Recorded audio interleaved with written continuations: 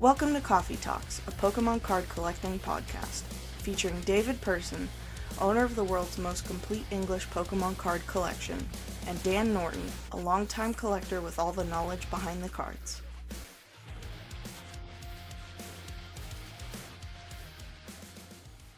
Hey everyone, welcome back to Koffee Talks. It's kind of our post-Christmas, pre-New Year episode that is way out of schedule before we get back into hopefully a regular schedule into January. David, how has your Christmas/holiday period been? Dan, is that you? It is. Hey Dan, how you doing? Dan, when you talk about post-Christmas, pre-New Year's, do you say that because you know you've been remiss? You've been sort of shirking your video podcasting responsibilities while you've been familying around the country, and you're just looking for a way to say to the audience that, hey, don't blame me because I'm not videotaping as often as I should? I will say, even if I didn't go and visit family, it would be unreasonable of our audience to expect us to record on Christmas Eve and me spend the entirety of Christmas Day editing to get a podcast out on Boxing Day. That would have been very, very an unreasonable ask, I think, from our audience. Why do you say that? I mean, why do you automatically turn to sports and boxing? I'm talking about the Christmas holiday and that these folks are your family. The folks that watch us are as close to you as your family is. They didn't kick you out of the house like some other people. So come on, Dan. Yeah. I'm sure people understand, and I'm sure they're happy to see us now. When I'm back here, not at the farm. We came back early, so you're getting an episode. Be happy about it. Well, that's nice, Dan. I guess you set the barrier quite low. Dan, who is your favorite boxer then, since you mentioned boxing? Well, I didn't. Boxing Day is just the name for the day after Christmas. It's nothing to do with the sport. And is that a US thing or a UK thing or something you just made up because you wanted to seem like you were a founder of a new day? It's a UK thing. I know normally in the US you get your two Christmas holidays are Christmas Eve and Christmas. That's normally when you get off work. But in the UK you normally work Christmas Eve and then you get Christmas Day and Boxing Day, which is the day after Christmas off work. Now, boxing, is it a reference to actually the fighters, or is it a reference to packaging up gifts for Christmas? What does it mean, Dan? I have no idea. Well, that's great, Dan. That's great. Maybe either. Next time we can put a little preparation into the podcast if you're going to throw in some random day reference to a holiday. Because I would say I didn't know you were going to ask me about that, but honestly, I should have known that that's what you'd pick up on. Dan, it's a slippery slope. When you take the stand in a trial and you open the door by bringing up something, the attorneys have an opportunity to question you on those things. So next time, be a bit more careful, okay? I will. Dan, how was your Christmas? What did you get? What didn't you get? What made you excited? And what are you really disappointed about? Well, not really disappointed about anything. We had a good trip out to see Laura's parents, who hadn't spent some time at the farm. Whole family was there. We got to eat a lot of very nice food for a couple of days. Did, kind of family Christmas activities. There's a family talent show. There was a personalized game of Jeopardy that Laura's dad made. There's a lot of fun stuff going on. And then Christmas Day, it ended with just a lot of the family chilling in the hot tub together, watching some sports that I didn't care about. Dan, when you did it again, Dan, so thank you for opening it up. Dan, the family talent show, I couldn't be more excited. I think all of our friends with us today would like to know exactly how your talent manifested itself for the family talent show. Well, for our talent, it was me, Laura, and some of the brothers and cousins and other spouses. We all bought giant inflatable costumes and danced around in giant inflatable costumes. Was there a song playing in the background when you danced around in your giant inflatable costumes? I was told that it was the horrible Justin Bieber Christmas song, but I could really barely hear anything from inside my giant inflatable costume with the fan going. Okay. Well, congratulations, Dan. Did you win the talent show, or were you like a number two and nobody likes to finish second kind of thing? I don't think they actually announced a winner this year, but our nephew, the only child taking part, wins every year. Yeah, well, it sounds like it's rigged to me, Dan. If it is, I'm going to tell you one thing. I can guarantee you CGC Grading Company is involved in it. So I'm a kidder, Dan. It has to do with the haters. Dan, okay, so best gift that you got for the Christmas holiday? So a big thing, our main gift from Laura's parents was a charcuterie board, which we don't have one of those. So when we're entertaining, we can put out cheeses and meats and stuff for our guests. And I know you guys do a lot of entertaining because you have a lot of extra time on your hands because of Obviously, your yeah. lack of employment and Laura working 75 jobs. Dan, that sounds fun and nice, and congratulations. I do want to say I did actually receive my Paradox Rift set over the holidays. Nice. And I'm going to give, I like to give advice during this, people knew it was coming. But I like to give advice to the folks that are watching because I think it's important, just the little things. And this is relative to Pokemon. This is relative to everything that you do in your lives. So the gentleman that made this set for me, and I appreciate it, he was originally asking a couple $1,000 and we negotiated at 1,200 because I said, I know the price of this set's going to come down tremendously. Ironically, right now, after weeks and weeks, it's about 1,200 on eBay. And this goes back to me saying that nobody's really buying master sets very much anymore. These aren't even master sets. This was close to a master set, but there's still some set promo variants that have to be, obtained. And of course, even if it was a current master set, it wouldn't be a master set forever because they would just keep every set just keeps releasing variants for years to come. That's absolutely correct. Yeah, you'll see Battle Academy set 2026 will have something that goes into this set. Yeah. So, but long story short, here's what the gentleman did. He sent me the cards in a binder in sleeves, and those sleeves were varied. The great bulk of the sleeves were of one type. And then there's a handful that were clear, completely different type. And then there were some of those clear, completely sleeves that were different sizes. And then there was a couple that actually had price tags on them. Now, when I get that as a buyer, that makes me think automatically that not everything from that set did he open himself, right? He probably did some trading and things because of collation issues. And the problem is that immediately I start looking through to see if the sleeves containing certain things are weaker condition than the sleeves containing other things. The reason I bring all this up is the seller said, nah, I just use different sleeves. I'm not sure that's true. We'll leave it at his word, but don't do that. Don't do that. The more expensive item that somebody pays from you to buy from you, the more expensive it is. Take the time and effort to make everything look the same, because you don't want to give a buyer a reason to look through and automatically start thinking something was wrong or different or not what you expected it to be. Don't open the can of worms. And I'll give you a simplest example I can give you. If I'm sending out a $20 card to a customer and the hard card holder is all jacked up or whatever, but that's what I have in front of me, it's really not a big deal. It's a $20 card and I know the card inside is near mint to mint. It's perfect.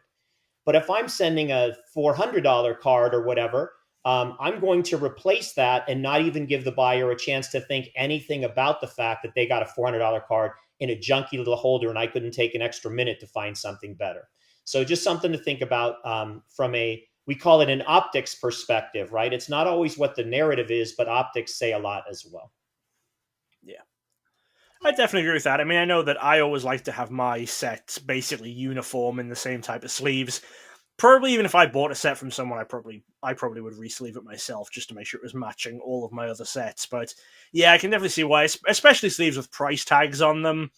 It feels like that alone should probably be switched out before you're selling stuff to people. If you're selling like a complete set, it does. Yeah, I would have assumed that he'd picked up some of the loose cards separately, definitely based on cards having price tags on them.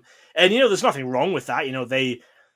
For one person to open enough to complete a full set, it's a lot of packs. You have to be opening probably maybe 1,000 packs with this newest set, maybe a little bit more. I know Scarlet Violet has nicer pull rates or smaller sets and easier to finish than Sword and Shield stuff, but still, you're talking about a lot of packs, and I would imagine a lot of people were buying the last couple to finish off their sets. But yeah, just make it look nice. You're probably going to get better repeat customers and stuff if you're making the presentation nice, and it doesn't really cost anything. Just transferring them all to soft sleeves, even if you have to put the entire set in new penny sleeves. Basically, it's costing you $2 in sleeves.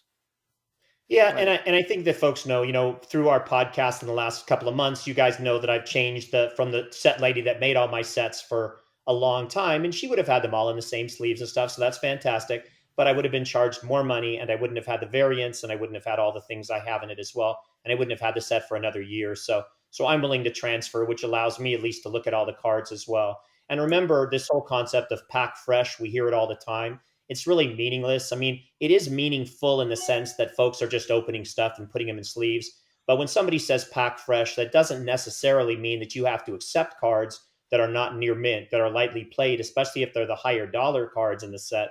Yeah. Because folks just said, well, I pulled it and that's the way it came.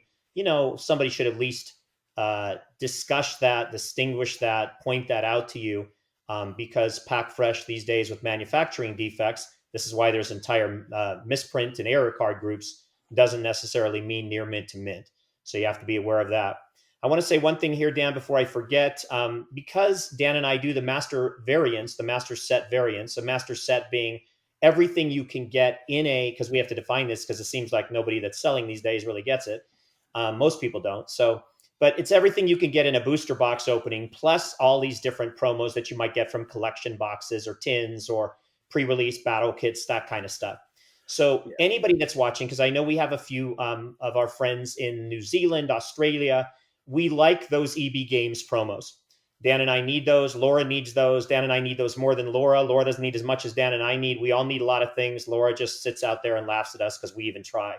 But the three of us need variants that come from New Zealand, Australia. So if one of you would be so kind to keep an eye on those kinds of things, we'd be glad to have you pick them up at your local dealers and ship them to us in one big shipment and then pay you a premium for doing that.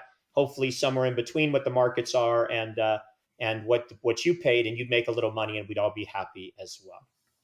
Yeah, it seems like if you're looking on eBay for the EB Games promos, a lot of them you can get by paying about $20 US for the card, but then you have to pay $25 US shipping on top of that just to get the card over from Australia or from New Zealand, because there's just not that many copies of them floating around in the US. The people who've got them in are the people who already want them. So if people can help us out on getting a lot of those and being able to ship them over in one package and not having to pay shipping on every individual card would be really helpful.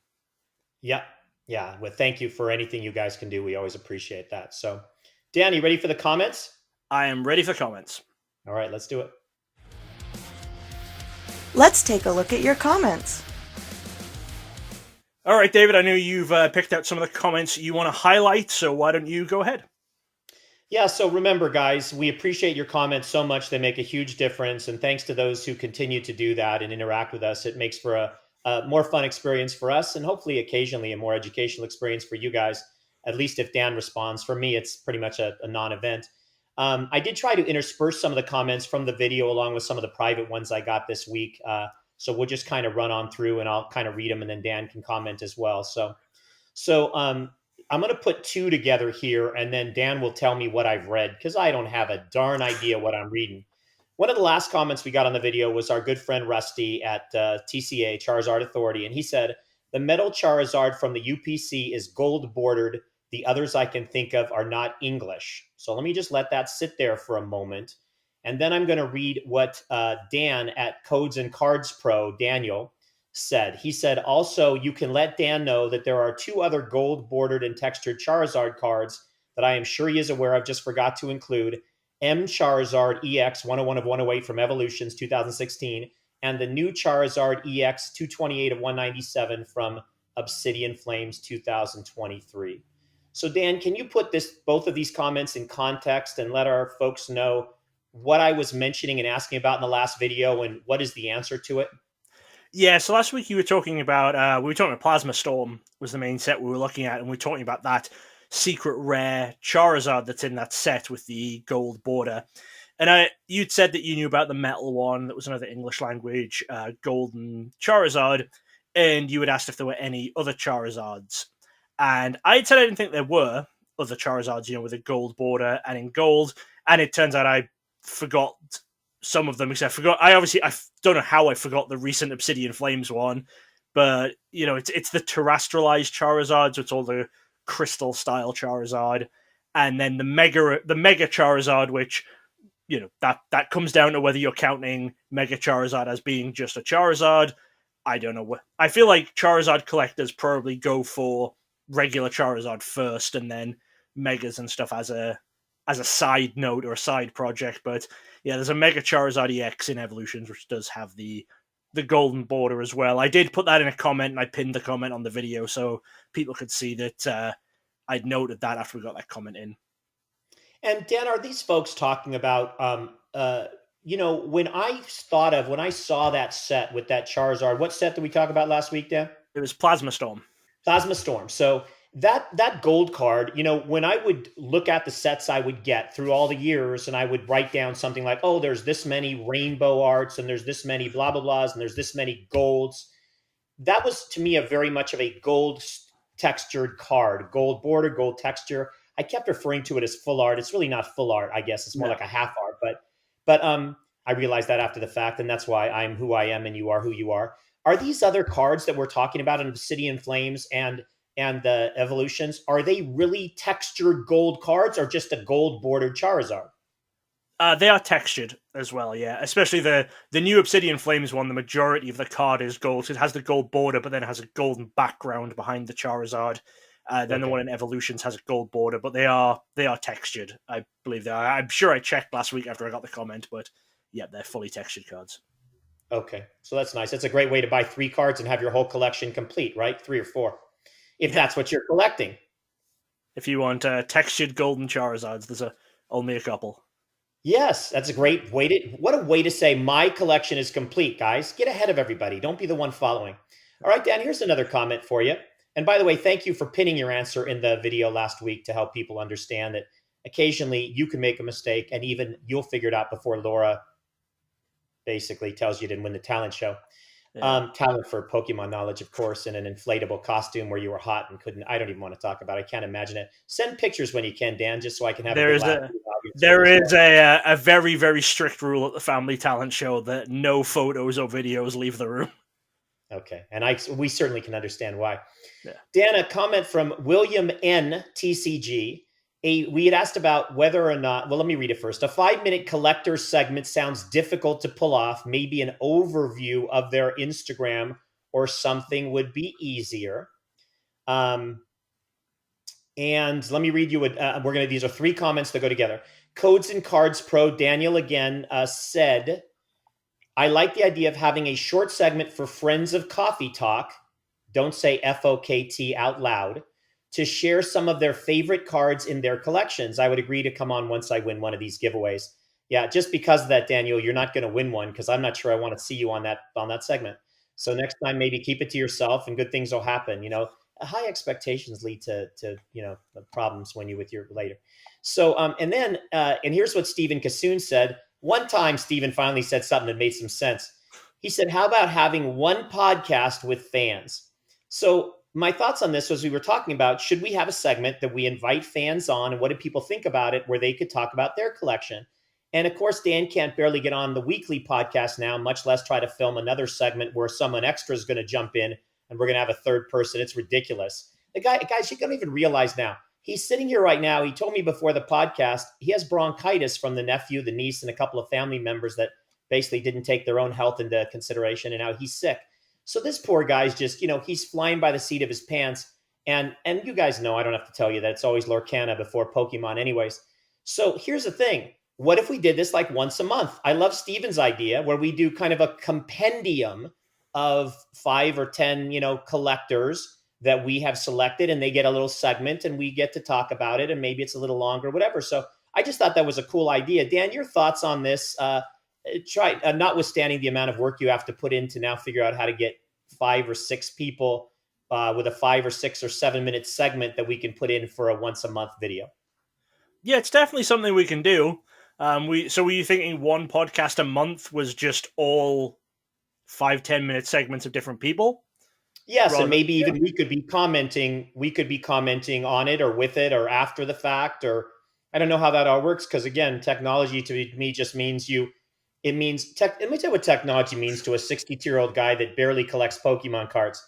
It means that you walk in the bathroom, the seat raises, I don't have to do anything, and you finish your business and the seat closes, the toilet flushes, you walk out. That's like technology to me. I don't know what that is, but it's fun. So Well, Dan, what do you think? I'd say I said I could figure out what would be the best way for us to get guests on for a short segment, rather than having guests for a full episode. Unsurprisingly, I haven't had much time to look into it or put much thought into it since I published the last episode because, we were driving, we were at the farm and stuff. But yeah, it's definitely something we can work out. We'll work the logistics out, or I'll work the logistics out and tell you what the plan's going to be. And then we'll go from there. It's definitely something we can put into practice in future. Okay. I mean, it may be something like what do they say here? Spitballing here. It'd be something like you get 5 or 6 people, 10 to 12 minute segments. And somehow we're kind of doing it along with them. Maybe we can sort of record it over the month, get whenever we've got a chance to get with them for a 10 or 12 minute segment. Yeah. And then we put it all together for a monthly collectors forum kind of thing. Yeah, that's definitely something we can do. Okay. All right. So, hey guys, continue to give us your ideas. That's something that sounds different or okay or not okay and all that you think about. We do listen, we do try, and we aim to please, whatever that means. Yeah. At Catch 'em All Collectibles, next comment said, Collecticons are a blast. I had asked about, I had said that Pikachu, Colt had said to me, hey, there's a lot of Collecticons. They announced a schedule for next year. Maybe you can come out and visit me sometime. So I asked everybody. I'd never been to one. Dan will never go to one. So that's not true. Dan, if it was like 4 miles away from Dan and he could get away from Laura for 5 minutes, she's very tough. You know what I mean? There's a lot of chores, that honey-do list. But basically, Catch 'em All Collectibles said Collecticons are a blast. It's all about the people buying, selling, trading, hanging out late nights. I've had a lot of fun and met a lot of great people. So that was cool. I like to continue to hear about, what you do, what you focus on. Is there any way you guys, make the most value from it? Is it just, friendship rekindling? And then Catch 'em All Collectibles. Of course, the more important comment was he liked Dan's segment on how you cook and hard boil and don't boil and overboil eggs. And so we'd suggested the possibility of a recipe of the week, please. And so, yeah, he said, yeah, get us a recipe of the week. So Dan, any thoughts on Catch 'em All Collectibles and why is it collectibles? I guess it's collect Pokemon balls. So collectibles. It's not. You just read it. You're just saying that it's collectibles. No kidding. Why don't we go back to the turnip or turnip argument? I can't even go back that far. So I just fixed it. It's Catch 'em All Collectibles. Go ahead, Dan. Well, if we try to do the recipes I know once a week, we would run out of recipes very, very quickly. Because I make a few dishes quite well, but it is a very few dishes that I can make quite well. I did make a dish while we were down at the farm, though. We had one day where it was just everyone had to make one appetizer, or every couple had to make one appetizer, and we just made it look like a potluck. And we made bacon and Brussels sprouts, which was very nice. We'd seen a recipe online. We tried it before. The way you do it, you get your Brussels sprouts, you half them or you quarter them, you put them in a casserole dish, bit of olive oil, bit of salt and pepper, mix it all in. Then on top of the casserole dish, you put your grilling plates, like the metal grills that you have, put those over it, lay the bacon out on that, 30 minutes in the oven at 400. As the bacon cooks, all of the fat from the bacon drips down into the Brussels sprouts and cooks the Brussels sprouts with the bacon fat. Then when it's done, you take it out, you take your bacon off, snip it into little pieces with the scissors, mix it all back in, little balsamic glaze. Perfect. Dan, that sounds delicious. And I want you to actually know, amazingly, my daughter made the same dish for our Christmas get-together. Nice. I do not know. I have to be honest with you. I do not know if the dish ever got in a casserole to the oven part of it, because what I recollect going on, and you didn't specify, was her cutting up the Brussels sprouts and sticking them in hot boiling water for a while in the beginning to but not too long. I guess they can't get soggy, just a bit to get them in the right texture. And then we went from there. Dan, I do not like Brussels sprouts. I also do not like green eggs and ham. But I did love the dish tremendously. So basically it had been disguised enough by all the bacon juices and the quinoa or fish rice or whatever else was in there that it tasted really good. So Congratulations on your cooking. I'm glad it's something you take an interest in. Maybe an occasional extra podcast. The audience would love to hear you take an interest in that as well. And for any of those watching at this point, I would be glad to facilitate a contest between Dan's recipe and my daughter's recipe. We would have each of them make it, and then we would send you guys an overnight package, and you'd have to taste them and tell us whose was better. If mine is not better, I suggest heavily you think about lying when you respond, because I'm the one. They would both taste awful. Brussels sprouts keep for about 24 hours maximum. That is about the shelf life of cooked Brussels sprouts. Even refrigerated and reheated, you're on a very limited clock for Brussels sprouts. That's fine. If you've got your Brussels sprouts opinions, I'm going to let it go. But most of us that are foodies, and you guys understand that that's not Dan, and that's why we do this together and we just tolerate Dan. I'm still eating the Brussels sprouts 3 days later. They're delicious. And leftovers are always better after Christmas and Thanksgiving. They're delicious. They must be so soggy by now. It's not a matter of soggy. It's the taste. And what you do, Dan, is you appreciate the small moments of the different textures that you're getting something different 3 days later. And that's important. I don't want to taste the same thing day after day. I want little nuances that have basically put themselves on the palate of my mouth and told me, hey, don't miss this because this is going to be something unforgettable. All right. That's your food lesson from Uncle Dave is don't skip out on soggy 3-day-old Brussels sprouts because you'll regret it. Well, you know what? Nobody said my food lessons are worth listening to. I might have only got like a D in food lessons in college. So, hey, let's go on to some more comments. Let's talk about cellophane wrapped cards. Code Cards Pro. Daniel again. Let me just look here because that guy is really good about commenting. He said, it does pain me a little bit to hear that you open the cellophane package cards, but I agree that they look far superior in a binder once they are out of the cellophane. A very mixed kind of a dichotomy of a comment. Not sure what to do with that. And at Craig20789, probably Craig Holmes, said, I tend to keep my cards sealed in the cellophane, folded over in my binders, but agree with Dan that it doesn't look good and I have to fight the urge to not open them all up.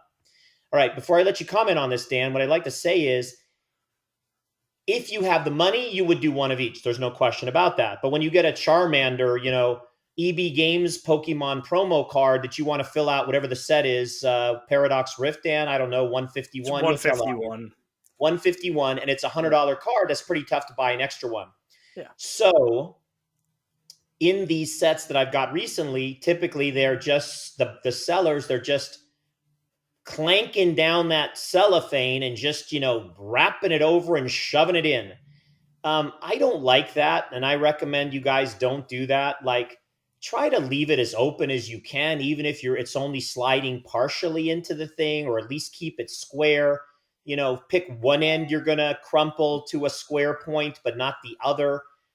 Because, it's nice in its original format. And I like to let them stick up. In an ideal situation, I'd have the cellophane in the binder where it's actually completely in its original state, where it sticks halfway out, but at least it's in the binder. So, and it's not all crumpled over, but that's just me. So in the older stuff, like when I had the Black Star promos and those binders, I've tried to put both.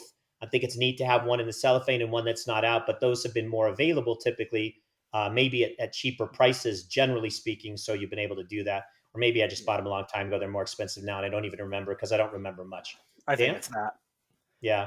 I think it's that years ago it was a lot cheaper to do both. Like a lot of the older promos, I do have a sealed copy and an open copy. I think the love of always wanting an open copy does stem from those older promos where a lot of the times they would come with an insert card, so you wouldn't be able to see the actual card. You wouldn't be able to see the front of the card if you kept it sealed. You would only see the reverse of the card, and then you'd see this insert card. So I would always want to have an open copy for the binder so that I could actually see the card, and I think it just went from there. But like you say, back in the day, most of those sealed promos, they weren't very expensive. They were always pretty heavily given out. But nowadays, there's some of those older ones have gone way up in value. I'm thinking, the Pokemon Center and Lucky Stadium, the original Wizards Black Star promos, those came sealed. And I remember back in the day, those were just a couple of dollars each. You get a sealed set or an open set for probably about $10. And now you're looking a couple of $100 per card. And then obviously we're looking at recent promos, like you say, the EB Games Charmander, or we're looking at the Van Gogh Pikachu that we're speaking about there. They're cards where they cost so much that if I or anyone else was doubling up on those, it would probably be taking away from picking up another significant card or finishing another significant part of the collection. Yeah, I mean, budget makes a big difference as well. Dan, since we're talking about sealed promos and stuff, are you willing to share with the audience the what you said to me before we got on about those promos? The Pokemon Together promos? Yeah, can you let people Yeah. know what you know so that way maybe they'll take advantage of this opportunity and jump out and buy some right now at some great prices? Yeah, so the prices have absolutely tanked on those. I figured that when we bought ours, I bought a set for me, a set for you, a set for Laura on basically day one, right after the Scottish event. And And tell Dan, hang on one sec. yeah, So please tell folks what you're talking about, because we have a lot of okay, folks that don't necessarily, they might be new to the podcast. So sure. This is the Pikachu and Eevee, which are stamped, embossed with the words Pokemon Together. You had to go to a special post office that was around Europe, and you got to keep one of them, and you had to mail the other one to someone. Most people, I guess, mailed them to themselves. There were only 3 days in which English copies were available. There was one in Scotland, one in Wales, one in London, and then around the rest of Europe, there were French and German copies available. A few other events around there. So when I bought ours, it was the Edinburgh Day was the first one, and I bought our 3 sets, and I knew then, I was like, okay, I imagine over the next couple of weeks these will probably fall in price a little bit. But my thought was, it's kind of hard to get a hold of a lot of these. You could only get one per person by going through, or one set per person, sorry, by going through. I'll just lock these up. We'll get them. I figured long term, the prices were going to pretty easily bounce back. Turns out, for a couple of reasons, it doesn't look like that's going to be a safe bet anymore. And right now, prices are very, very low if people are wanting to go out and buy sets, because there were a lot more given away at the actual events than it looked like just from that day one of the Edinburgh one.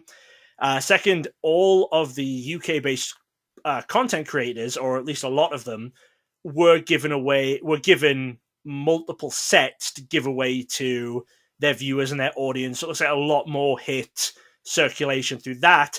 And then there's been some pictures and rumors going around. Starting out just today, it looks like someone may have obtained a very, very large quantity of them, either as leftovers from one of these post offices or some other way through the back door. I think right now, if you're wanting to buy an English pair, you can get them for around £40 to £50, which I think is about $50 to $60 for the pair. If you're wanting the French or German ones, you can get them for even less. I actually just picked me and Laura sets up of the French and German ones. I know they wouldn't interest you, David, but we thought we'd get them because they were down to about £20, which I think is about $25 for the pair. So we just thought it would be nice to get a set of the different language ones as well, just to have those. So if people are interested in those, I think now is a really good time to be buying them, trying to pick them up. I do think the price will recover somewhat in future. I don't know if it's actually ever going to bounce back to the price we paid just because there's so many in circulation, but you never know. I think they're very, very cool cards, and I think people should be aware of them. Yeah, and I mean, what's so interesting for me, Dan, and when we get to this every time, is we always talk about this concept of backdoor. So we got a couple things going on. We got this whole idea of backdoor, and you can call it the front door, the side door, it doesn't matter. But it's this idea that there seems to be a lot more of everything that anybody ever talks about. And so that always makes me wonder, is there anything that over the course of time won't come down in price? And I don't necessarily mean every single thing, investments in certain cards and the boxes, whatever. But I do mean that in the modern era, with as much supply of stuff that's coming out, and with as much supply of promos, and there seems to be so few things that ultimately really hold their value. You almost have to wait a period of time until they find their bottom value and then hope they sort of trickle up from there. People aren't doing the set collecting. People aren't necessarily doing the full set collecting. People aren't necessarily doing the promo collecting. There's kind of a very different esoteric kind of mix of what everybody's collecting. And so there isn't enough demand in any one category, from what I'm seeing, to make me think you really need to buy anything early anymore. In fact, I'll tell you, I'm shocked that the Charmander Australian, New Zealand cards have not come down more. And that may be because they're not fully distributed again. One could argue, oh, that's all that's coming out. But from what we continue to see, it sure seems like over the course of time, more come out. Next thing is more come out further away, or let's say people finish up their master sets, 151, they buy these cards. Now they're not buying anything else for this set for a while because we're 4 sets past this a year from now. No one's looking for the EB Games cards anymore. And any seller that wasn't fortunate enough to get rid of it day 1 or day 2 when people thought it was going to be more supply limited, they get hurt, or they get a better deal a year from now anyways. So it's just interesting. I don't, again, for me, I'm just not sure why there's any rush to buy anything anymore in today's era. Dan, your thoughts? It's a weird thing, We've seen stuff from Pokemon where it's like, yeah, there's a lot of stuff where stuff comes out the back door. Then there's also stuff where we assume a lot more stuff's going to come out and then it doesn't. I'm thinking about those missing staff promos from the 7 sets, where they didn't get the staff pre-release promos because of COVID. And then a couple of stores got them. They were sent out legitimately from Pokemon, from TPCI. A few stores legitimately got them. And we assumed that they were going to start showing up everywhere else around the world. And we're about a year past that now, and they just haven't. It's a weird one. That's a bit of an anomaly. I mean, I get what you're saying, but that clearly is an anomaly in that they weren't intended to be released, and then it was sort of an after the fact kind of thing. I mean, I think more about let me say words to you. Crown Zenith. Wasn't it the case that, gosh, there was, Crown Zenith and then everybody loved it, but then there was like this another release months later that sort of added to the supply? And I mean, there? I don't think that's quite the same thing. When you're talking about an actual set, you always have to assume that they're going to do multiple print runs of a set. Pokemon have never hid the fact that sets will stay in print for a while. I know with Crown Zenith, there was an extra box set came out, which had some packs in it, and it added a couple more promos, but that's not the same thing as, 1,000 copies of a promo being backdoored out to someone. That's just a further printing of a set. And if you're going to be collecting sets, you always have to have that in your mind that there could be anywhere between, 1 and 10 full printings of a set. You have to know that it's going to be based on sales and demand of that actual set when Pokemon decide whether they're going to reprint it or not. I think that's a different scenario, but I do think with promos and stuff, it does all just come down to we can't trust what Pokemon is saying. They're not giving us proper information. I've talked a few times about that Pikachu on the ball promo, which was they said it was going to be this very limited release. They went into full detail of how they were going to release it. A lot of people, myself included, made purchases based on that information, and if that information that Pokemon gave us had been correct, then the prices definitely would have been justified. But then Pokemon just said, okay, well, we're now going to stick it in stores and there are going to be thousands of copies on the market because we're just doing another release of it. I think however you do it, you're probably right that maybe I shouldn't be pulling the trigger on this stuff as quickly as I am. Basically anything officially released, I maybe shouldn't be pulling the trigger on. Some of this stuff that shouldn't be released, I'm kind of now thinking of those Australian Pokemon League Pikachus where just a couple of packs got sent out to one Australian store where they weren't supposed to be. That stuff, I'm kind of happy I've locked hours up as quickly as I could. But yeah, you might be right where with any sort of promo, we just have to assume that Pokemon are going to keep releasing them. And I guess it's playing the odds. It's playing the odds of, do you assume that and then once in every so many promos where they don't do that, we have to take the hit and we pay more later on, as opposed to paying a bit more early and then we benefit. It's, you know, there's no good way, there's no perfect answer, I don't think. I think it's we have to just play it by ear, I think. And yeah, I mean, it's kind of a sucky situation. I'm not going to sugarcoat it. It's not a great situation to be in, where you never know when or how you should be spending your money because you just don't know what Pokemon are going to do tomorrow.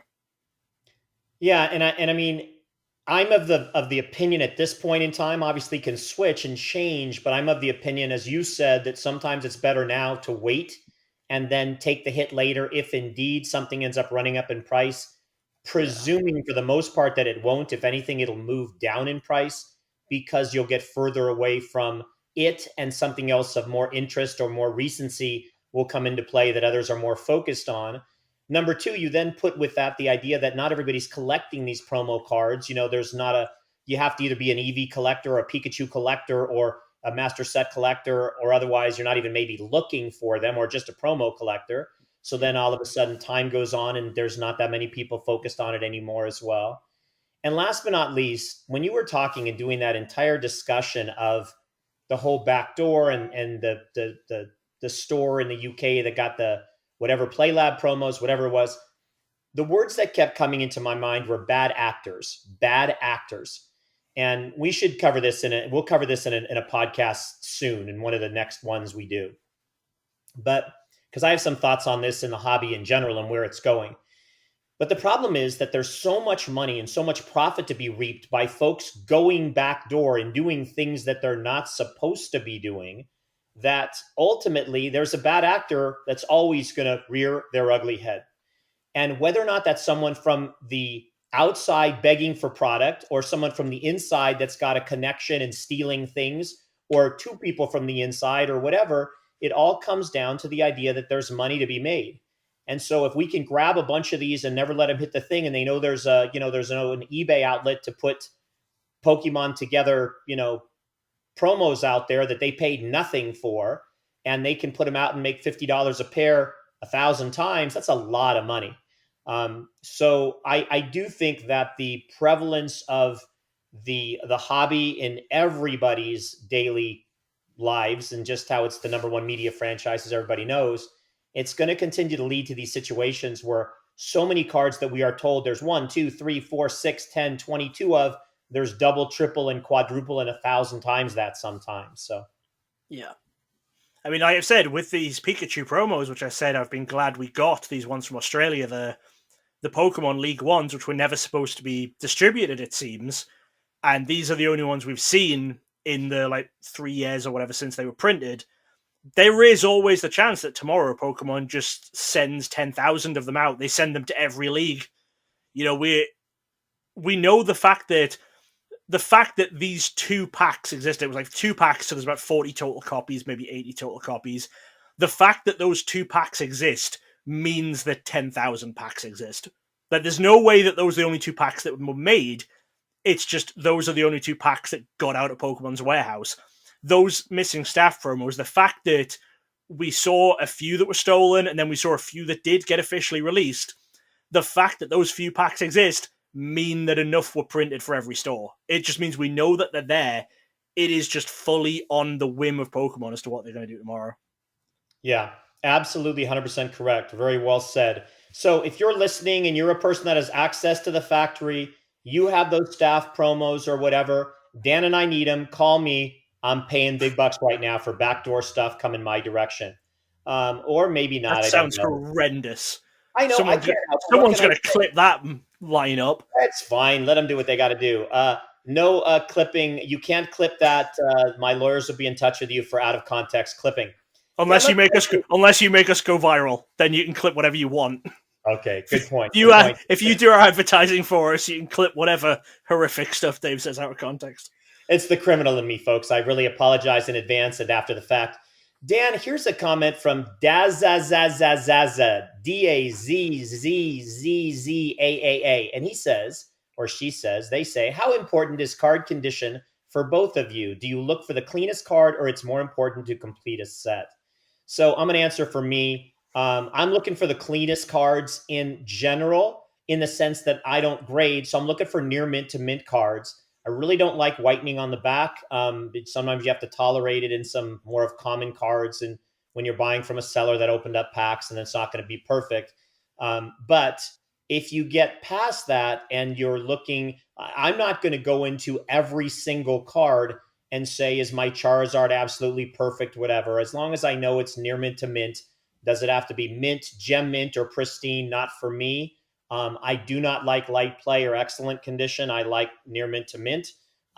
Very small amounts of whiteness, if any. And then, and with that, you can pretty much complete a set pretty easily. Then you get into the promos and variants and stuff. With if you have a chance and it's more of a one-off, again, I would look for a cleaner copy than less clean. Dan? Yeah, so I'm very big on condition as well. I always try and find, similar David, near mint to mint or better for my binder sets. Only exception is when there's been some variant cards in the past that have been very, very rare. I've tried to just lock down a copy first and then upgrade later. We talked last week about the Kyogre and the Groudon without the dot codes. I say last episode. When I was first searching for those, we talked about how it was just putting Kyogre X001 into eBay and then looking at the photograph on every single listing to just try and see if anyone's listed a copy, because no one was really talking about them as variants. No one really knew they were out there.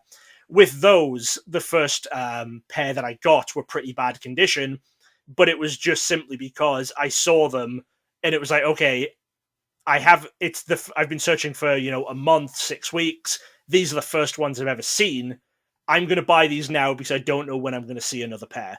And it was like, I'm going to get these, I'm going to have a copy, and then I will keep searching for that better copy. If it's a set card I'm missing, especially if it's a recent set, if I'm missing a couple of cards from City and Flames, I'm not going to go out and buy played condition copies to upgrade later. I'll just wait until I can buy the near mint copies because they are out there and I can just buy them or I can trade for them whenever I need to. But when it's something rare, and especially when it's something that people aren't talking about, it's more in my wheelhouse to try and pick up a copy just to have something and then look to upgrade later.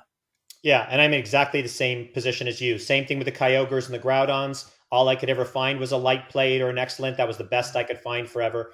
And so that's basically what I will put in the collection just to make sure I fill the hole on those more rare variants, and with the hopes that later on we'll find something better. The first Kyogre I bought had literally been through a washing machine. It's still in my binder now. I didn't pay very much for it, but it's very obviously been soaking wet at some point. And I have I think I got a Groudon with a crease completely through the middle where it had been folded in half. Do you remember, I know we're running so long, but you bring up so much stuff that's making me think. Do you remember there was a rare, I think it was a Celebi promo, and you'd had it as a kid or something, or years and years ago, and I needed it for my collection, and you pulled it from your house, from your mum, otherwise ma'am, you're a Macum. God, there's so much going on in the UK. Do you remember when you supplied that until we could find a better one? Yeah, so that was... Was it a Scyther, a Celebi? No, it was a Celebi. It was a non-holo Celebi from Triumphant. Okay. And the reason I had an extra copy is because I had got myself a lightly played copy and then found myself a better condition copy a few years later. So I was able to, sell one to you when you need to fill the gap. The reason that card was a nightmare to get a hold of in good condition is that it was a DVD promo. So it came in the DVD case for the Celebi and Darkrai movie, or Celebi Zoroark movie, whatever it was. And this wasn't from when I was a kid. It was out when I was collecting. And I picked up a couple because it was also a either UK exclusive or Europe exclusive DVD release. There might have been, sometimes there's some place in Scandinavia, we get English language promos because they don't get their native language printed. But it was very few countries actually had this DVD. But when you opened up the DVD case, the loose card was just sitting in there. Like, with future DVD releases and even most ones before that, it would be, as we talked about, the cellophane packet. The card would be in there in the cellophane packet, so there'd at least be some protection. The Celebis were just literally sitting on top of the DVD, so they were rattling around. There was nothing holding them in. So it was very, very difficult to find a copy of that in anything even close to near mint condition.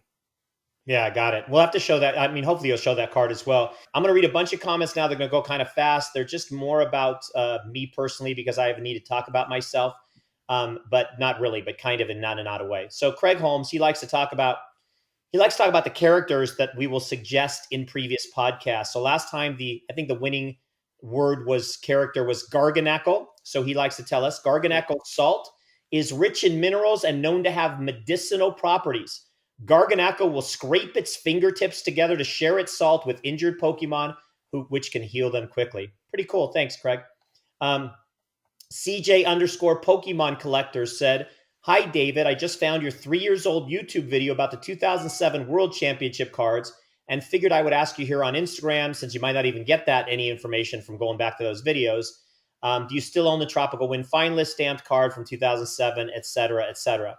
So the reason I wanted to point out this comment is because maybe you guys don't know, I actually have a YouTube channel. It's dormant. It's considered dormant, which means they can ban it at any time, take it off the platform, and basically never pay me another dime. I've never made a dime. They've never paid me a dime. So if you want to look for it, you look under, you go to YouTube and you type in David Person, Persin, Pokemon, and you can find some old videos there. They were fun. They're different. They're really different because I'm different, and not in a good way, in a different but better way. That's from the movie. For reference, you can also go to the description of any episode of this podcast, and it's directly linked there. Well, that's nice. Thanks, Dan, for putting that in there because nobody told me. So I do have stuff out there, and there are some fun videos, and there's some fun segments in the videos. And my favorite one is where it's called Decks with Dominoes or Dominoes with Theme Decks. Find that one. Keith Bowie said, "Only just found the time to listen to the podcast. Massive respect for giving back the community. That top 8 card for that price is beyond generous." So you guys know we do the deal of the podcast in the podcast. And the only reason I brought this one up is because what I want to say is a lot of folks have really been appreciative, and many have purchased cards, but many have just been appreciative of the deals and haven't purchased a thing.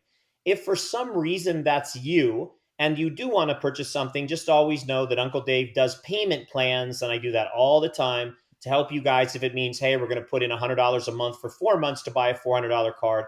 I'm glad to help with that. Don't be afraid to ask, or you're never going to get an answer that you like if you don't ask. Last thing from me on this comment segment that's gone way too long, so thanks for your indulgence, is folks who shared our podcast in their stories. We are always beyond appreciative. Lexio, Stamped Collector Elliot, Shinru, also known as Shinru TCG, Sage and Grookey, Pax of Norway Jorgen, Pricey Collectibles, James Price from the UK, Albert, Ace Trainer Albert, and Francis Covalencia with 2 Fs in the Francis part and Covalencia, 2 I's and A's at the end, and Chris Ondo. Thank you very much from both Dan and I for all the sharing you guys are doing to help us raise the specter and visibility of the podcast. Dan, I'm ready to move into the drawing winners from last week or from this week or from some week. Can we do that? Yeah, we can. Okay, let's do it. So, who won last week's giveaway? All right, so who won the giveaway? All right, so Dan, I like to go back and point out that the week before it was Jeffrey Hurtgen, our Pokemon judge from Indiana. I did send out something to him, or I'm going to say I did last Tuesday, 12/26. And I also mentioned I did a trade with Jeffrey for the deal of the week.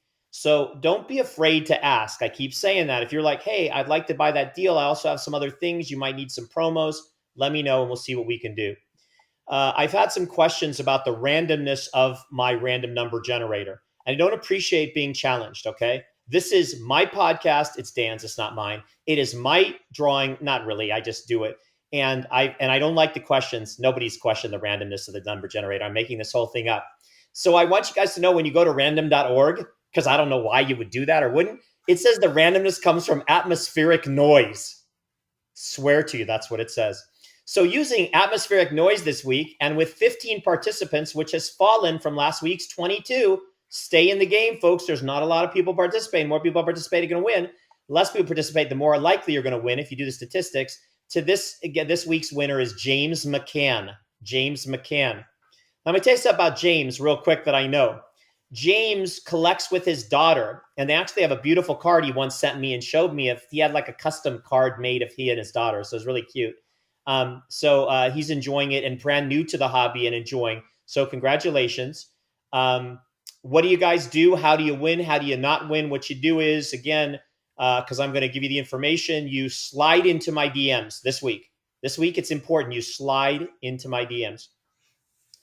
I need you to do it as quietly as possible in case I'm sleeping or I'm otherwise preoccupied with something that's much more important than you trying to win a darn drawing. You enter the necessary info, which you're going to get later on in the podcast. If you keep watching, do not put it in the comments or you'll be permanently banned from the videos going forward and disqualified from anything else to do with Dan and I. We don't want you to tell people what's going on without them having to watch the video. And that's it. And oh, wait a minute, there's something else. Just added new for this week because Uncle Dave's trying to, continue to help Dan's visibility out there. If you share something, anything you'd like from my Instagram. Now, someone's going to say, how does that help Dan? Because if you share from my Instagram and then weekly when I post the Coffee Talks, it's a win-win. If you share something along with my Instagram handle at dperson1, you will get an additional entry into the drawing, okay? I have to maximum for right now is 2 per week. So I'm looking for 1 share. But please do what these other people are doing and share us and share a thing. I'm putting out World Championship cards. I'm putting out old decks and I'm putting out booster boxes. There's a lot of fun stuff out there. You can share and act like you're amazed about something that I own in the collection. Woo woo. Okay, forget it. All right, now Dan, do we have something called Deal of the Podcast? Yeah, we do. Then I need to pause so you can put that header up there that's so wonderful, okay? Yep. Okay. It's time to find out David's deal of the episode. All right, guys, it's Deal of the Podcast. Now, in the last 3 podcasts, we've done Worlds type of cards, or actually all 3 were Worlds card related. This one's going to be a little bit different. They weren't. One was a Professor Cup. It was? Yep, don't worry about it. Move on. Keep going. Okay, I like to reverse that. Let's see, what does Willy Wonka say? Scratch that, reverse it. All right, so they were promo type related. Let me say that. There we go. It's going to be quite different. The lowest price of the last podcast deals was $100. This is going to be a little less expensive for you guys and very, very weird. All right. When I do booster packs, most of you know, unless you're new to me, I do not search them. I do not weigh them. I do not tamper with them. I don't even open my own booster packs. I have no interest in opening booster packs. I buy all my sets complete. But I do open a lot of collection boxes. I open some booster boxes. I open some ETBs to basically have packs that are extra while I take out whatever the promos are from all of that stuff. Here's the deal. You might have to look at this a few times to remember what I'm saying, but I'm going to just read it as quickly as I can. Take a few notes or don't. Act like you remember. Review the video in this segment called Deal the Podcast. Dan will get a few more minutes, okay? Here's what it is. Number 1, you get a Sun and Moon base set booster pack. Number 2, you get a Sun and Moon Burning Shadows booster pack. Number 3, you get a Champions Path booster pack. Number 4, you get a Sword and Shield Battle Styles booster pack. Number 5, you get a Sword and Shield Chilling Rain booster pack. That is 5 total booster packs. No, folks, it's not 4 and it's not 6. It's 5. Follow the math here. If you were to go to eBay and look at those packs, why would you go to eBay? I don't know. I don't care. And are they actually unsearched, untampered with, and unweighed? Probably not. They're probably all of the above, but mine aren't. The total is $36 for that stuff. I'm going to sell them to you for today is $25. So those 5 packs are $25 plus you got to pay a one-time shipping charge of $5. But if you say, Uncle Dave, I'd like 4 of those bundles, you're still going to only pay $5 total shipping for all of that. It's a one-time shipping charge of $5. As usual, forgive me, but everyone that's bought something from us knows they get their stuff. You must pay PayPal, friends and family, or Zelle. That's the only payment plan we take on those, and that's it. So look back over it. I hope you enjoy. If you get nothing in the packs, don't blame me. I never get anything in the packs. I don't open them anyways. But if I did, I wouldn't because my luck is so bad. But you'll get some decent stuff because it's just luck of the draw. Okay? And last thing I'll say about this segment is I'm trying to put together mystery packs where you guys get double or triple value. I got to work on the details, so that'll be coming soon. Dan, anything about that before we move into Trainer Deck A or B? Nope. I'm sure I'll put some images of those different packs and stuff on screen, and we'll see how people like that. Okay, perfect. That's great. Thank you, Dan. I appreciate that. All right, give us a break. We're going to go to Trainer Deck A or B. It's time to play Trainer Deck A or Trainer Deck B. All right, here's the moment of the podcast that I hate. It's a random either-or questions with David. Give us your big rule spiel that takes forever. Okay, here's the deal. Dan has to give me an answer. He may or may not provide an explanation. Should he provide an explanation, he's got 10 seconds to do it. If he doesn't do it in that time, a Pokemon judge will magically appear and he will be banned from going to Worlds in Hawaii in 2024. Dan, here we go. I'm going fast, guys, because we're over an hour now, and that's not fair to you guys. You guys have lives. You have significant others. You have your own collections to manifest and collect and find stuff. And so there's a lot going on. We're going to go fast and get through this podcast. It's the least we can do. Dan, cologne or perfume? Don't really wear either, but cologne. You went with cologne, Dan? Yeah. Dan, why does it have to be what you wear? Can it be maybe that you love the smell of a woman in a perfume? Come on, Dan. It doesn't. I said I don't wear either. Well, I was hoping you don't wear perfume, but I guess these days people can do whatever they want, sort of like having pink hair. Dan, are you going to dye that up soon? Because it's starting to really fade out. Yeah, I do. I need to dye it and get it cut because those roots are horrendous. Okay, love the roots, Dan. Dan, New Year's Eve or New Year's Day? New Year's Eve. It's at least something to do. New Year's Eve, we kind of just sit around. I guess some New Year's Eve we just sit around. I know there was one New Year's Eve we just sat and watched TV for New Year's Eve. I know in the past I brought in the new year watching Star Trek a lot one year. But New Year's Eve I think is still more fun than New Year's Day. Well, what I'm thinking, Dan, is I know how exciting a couple you and Laura are when you guys get to entertaining. This year, you should have a pretty fun get-together with the new charcuterie board that you can put there on New Year's Eve, okay? Dan, Yeah. sundries or knickknacks? Knickknacks. Just fun little things that are around the house. All right. Which That's I'm good, sure Dan, because you sundries can, are as well. I've heard of that knick-knack, paddywhack, give your dog a bone. Dan, top sirloin or filet mignon? Sirloin, I think, is the one I prefer. I have my steaks cooked well done, so it doesn't matter. They're going to give me an off cut of meat anyway. All right, Dan. The filet mignon is the least fatty one of the cuts, so Maybe that then. I don't like fat. Yeah, you what? I don't like fat. I cut all the fat off my meat. I really can't stand it. All right, that's fine then. Maybe we've opened you up to the filet mignon side of the table.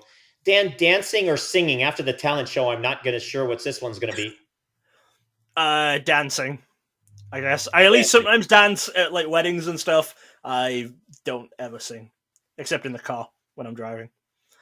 Dan, and I'm not sure that would keep you awake or put you to sleep. Dan, you know what's interesting? When I think about the back door and how much we've talked about it through Pokemon this whole podcast, that can you imagine if I can get to one of your family relatives and pay them a small stipend to get a snippet of the video of you jumping around in some inflatable costume? Doesn't exist. But I'll tell you what, maybe we can set like a goal for how many views or likes this has to get for me to do a video in the inflatable costume at some point. You know what? It makes sense, Dan. We'll do anything for views. We're not proud. Dan, bracelet or ring?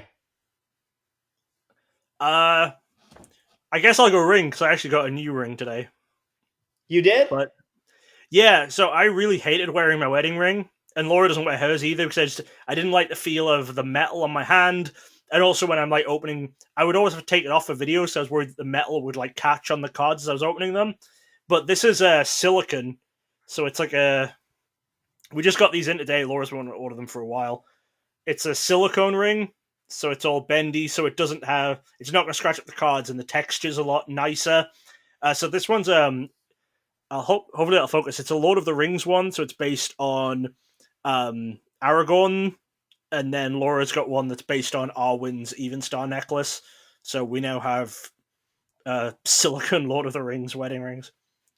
That's really cool. I didn't even know those existed until my son showed me that about a year and a half or 2 years ago. And I've never worn a wedding ring because I work out, 5 days a week or so. And so it's just it's very hard on the hands. So it's cool that they have those things that you can wear all the time. Yeah, I was And trying to see where my wedding ring was. I thought it was on a shelf over there, but it's not. It'll be around somewhere. yeah, once you take it off and Laura gets a hold of it, if it's got any combination of gold in it, it's probably been pawned. Dan, head first or feet first? Feet first.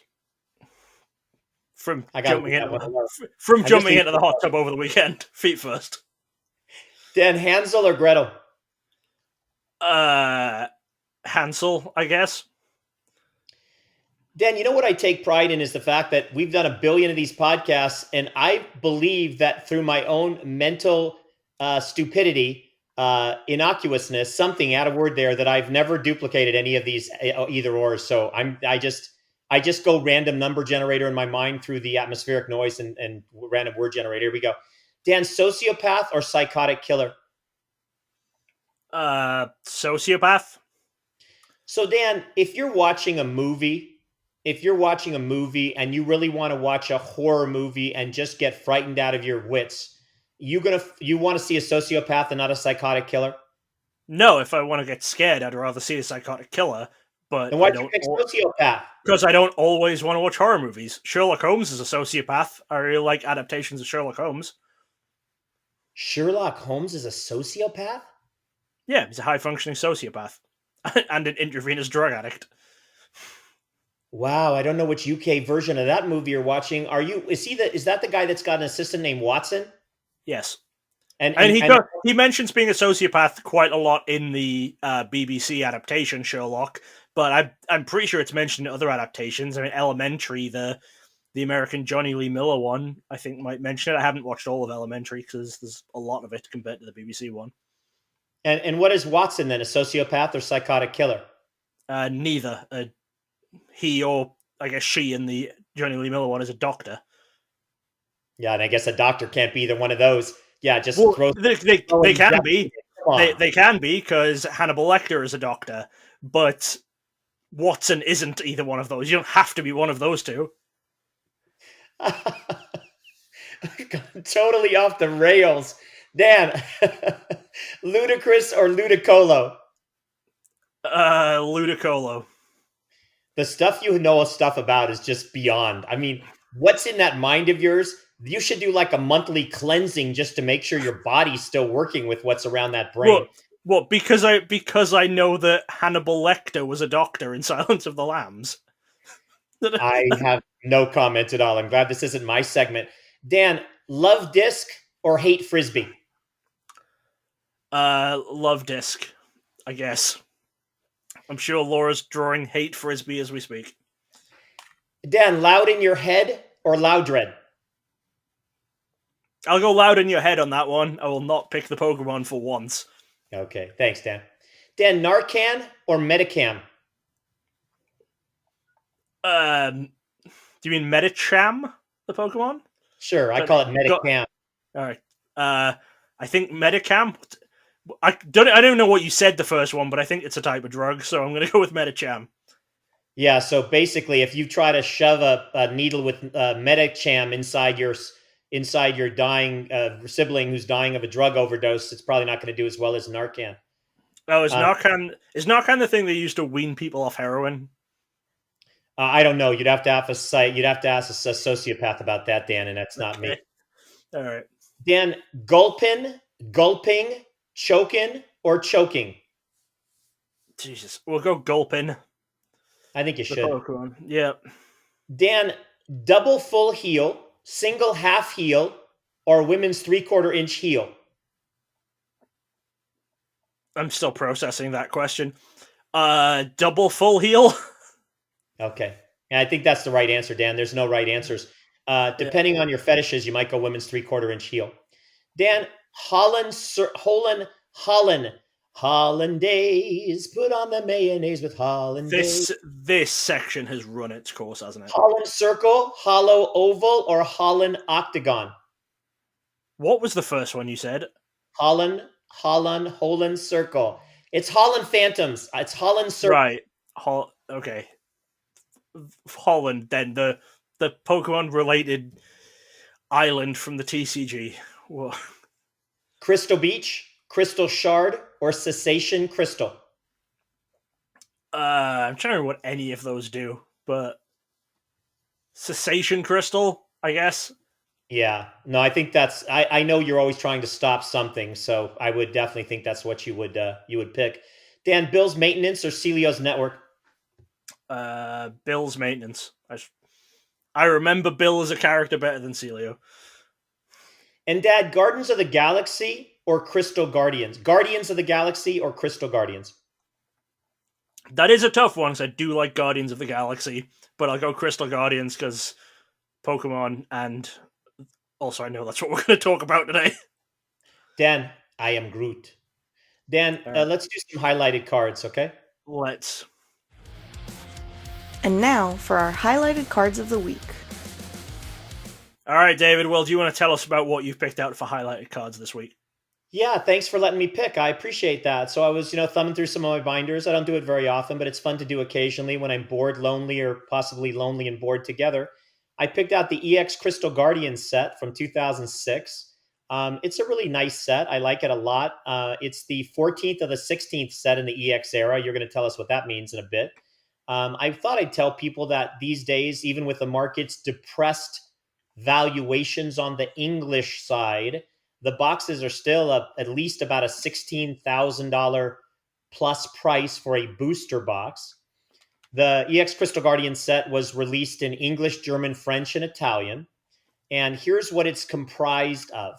Okay. It's comprised of 13 regular holos, including gold border Delta Species, Charizard, and Blastoise cards. Dan's going to tell us what Delta Species means because I have no idea.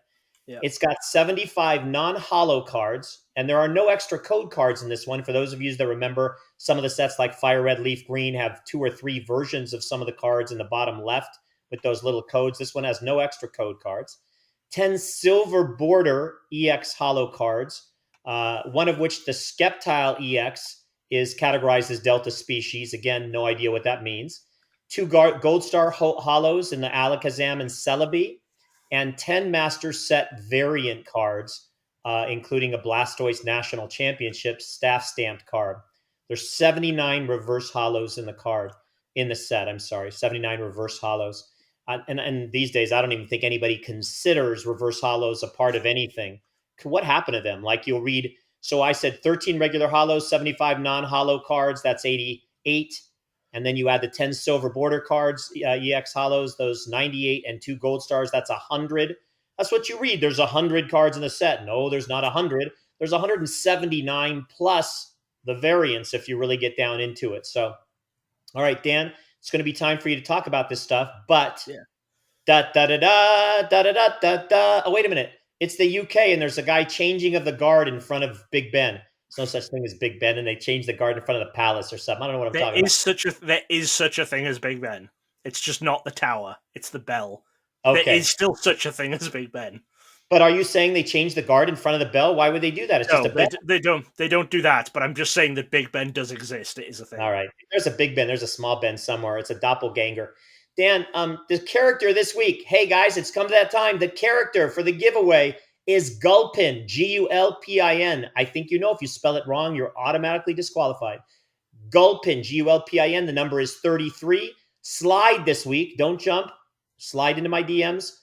Put that stuff in there. Leave a comment on the video, and you're good to go. Dan, talk to me about the EX Crystal Guardian set from 2006. All right, so the 2 questions you asked. First, you asked what it meant to be the 14th of 16 EX era sets. The EX era ran from Ruby Sapphire up to Power Keepers. It was basically Generation 3 sets. Started with Ruby Sapphire and then ended right before they switched to Diamond and Pearl. And then what was the other thing you asked? Oh, you asked about Sorry? Yeah, I want you to talk about generations, though, because I've never really understood this. And I think we do get some new viewers that don't know Generation 1, 2, or 3. What distinguishes those? So the generations is whenever a new main series game is released with new Pokemon. So obviously Red and Blue were the original games over here. It was Red and Green in Japan. They introduced the original 151 Pokemon all the way up to Mew. Then we had Yellow version. That was just a different version. It wasn't a part of a new generation. There weren't new Pokemon or anything. Then we hit Gold and Silver. That's part of a new generation. We're in a new area. We see 100 new Pokemon. And then you get, Crystal. not part of a new generation, not a new set of Pokemon. Then you hit Ruby Sapphire, start of Generation 3, and then that's where we start to see remakes as well with Fire Red, Leaf Green. And then you obviously still have Emerald and stuff, but those don't become new generations because it's not new sets of Pokemon. And then Generation 4 is Diamond and Pearl, and then how does it go? Generation 5 is Black and White, 6 is XY. Am I missing something? Yeah, 7 is Sun and Moon, 8 is Sword and Shield, and then 9 is Scarlet Violet. Did So you say Diamond and Pearl? Yep, Diamond and Pearl is 4. Generation 4. So you're saying that those generations really, I mean, I'm used to you saying so much of the time that everything card related in the English side that we're used to emanates from a Japanese set of release, prior to that. Are you saying that actually all of these different things, even sort of from the Japanese angle, really come from the video games? Yeah, the way a lot of stuff is broken up and categorized within the TCG is very heavily related to the video game. So we start the Ruby Sapphire era because the Ruby Sapphire games come out, and even within the EX era, we get a Fire Red Leaf Green set and an Emerald set because we're getting those games. Okay, I had no idea. I'm glad I'm on the podcast with you. Sometimes I actually learn something too all the time. Yeah, and then it happens with going through other generations. With I think it was this Sun and Moon generation or Sword and Shield is when they had the Brilliant Diamond, Shining Pearl remakes. They didn't have sets named after those, but there were things incorporated into it. And when we got the Alpha Sapphire, Omega Ruby, there was stuff with Magma and Aqua style Pokemon weaved into the TCG. We didn't get a specific set named after that game, but the games that are coming out do have big influences on the TCG. A very recent one was, I think it was Astral Radiance was where it really started, where it started to bring in some of the Hisuian Pokemon, which were new Pokemon from Legends Arceus. So that wasn't a new generation, but it was a new game which had some additional forms or additional evolutions from Pokemon and was set in the past. It was set way in the past of the current Pokemon world, of the current Pokemon timeline. And so, because that game was coming out, some of those Pokemon got new versions within the TCG. Cool. Very good. Interesting. So the other thing you asked about was Delta Species. Delta Species was a mechanic of Pokemon within the EX era. Went across a couple of sets. You'll know, obviously, there was an EX Delta Species set, which had a lot of them in. And then they went and do a few more sets too. I think Dragon Frontiers had a good few of them as well. Basically, they're Pokemon which are a different type than they normally would be. So just look at the set list real quick. So Blastoise is a fighting metal type in this set. I think all Delta Species Pokemon that were dual types had metal as their secondary type, but the Charizard is electric metal, whereas Charizard should normally be a fire type. Ludicolo Delta is a fire type rather than being a water type, or I think sometimes there's a grass type in the TCG. But it was basically that. It was where Pokemon could appear in different typings from what they normally are. I think we're seeing that kind of at the moment with the terrestrialized Pokemon, the Pokemon EX, which have the Terra versions, are Pokemon which that's a game mechanic. Delta Species was just a TCG mechanic, but terrestrialization is a game mechanic. Lets Pokemon switch types. It's I hope people understand what you're saying. I mean, it makes sense. The words you are saying make sense if you're not a game player to have to think about how that game mechanic switches it, or how does it make more complex or different, or does somebody have to shift their own thinking to think, oh, it's now electric instead of, fire or something. That's the part that I don't really ever understand, but and I don't understand sort of the randomness of it in just such a few little handful of cards. Well, there was quite a lot within the Delta Species set, and then when we talk about sets and stuff coming over from Japan, sets don't come over 1-to-1. So sometimes there are some promos and stuff mixed in with our sets because Japan gets way more promos than we do. Sometimes if they really want us to have the cards, they'll end up putting them in sets. So the sets aren't always fully 1-to-1. I think looking at here, the Japanese set that's equivalent to Crystal Guardians is only 75 cards. There were 25 more cards added. So that's why it sometimes looks a bit more random, is because we're not getting exact one-to-one sets over. But there were, I believe, certain trainer cards or supporter cards that only worked with Delta Species Pokemon. So cards that would have good effects for searching your deck or maybe healing your Pokemon or something, but they would only heal Delta Species Pokemon.